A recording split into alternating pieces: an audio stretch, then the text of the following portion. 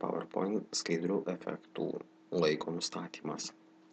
Turime skaidrę, kur pasileidusi atsiranda iškart ir pavadinimas ir autorius, bet galime padaryti su tam tikru efektu. Tarkim, pritaikom vieną efektą ir čia pritaikom kitą efektą.